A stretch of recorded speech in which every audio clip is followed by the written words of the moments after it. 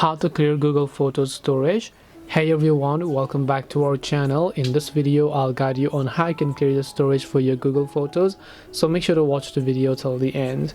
In order to clear your storage for Google Photos, it's actually quite very simple to do so. All you have to do is go ahead and then make sure to launch the Google Photos application. Now to check your current storage, you can see library option here, or you can just tap the profile icon here and then you'll be able to see the account storage, occupied and left.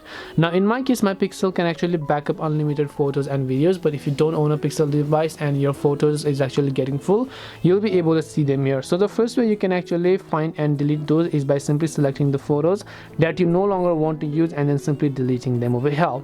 Once you select the photos and videos that you might no longer want to use, you also want to empty them from your trash, and to do so, tap the library icon, tap on trash, and then you'll be able to simply select all of these items here and then tap on delete all, tap on delete permanently, and then these photos and videos will get permanently deleted, and as a result you will get much more Google Photo storage. This way you'll be able to clear Google Photo storage.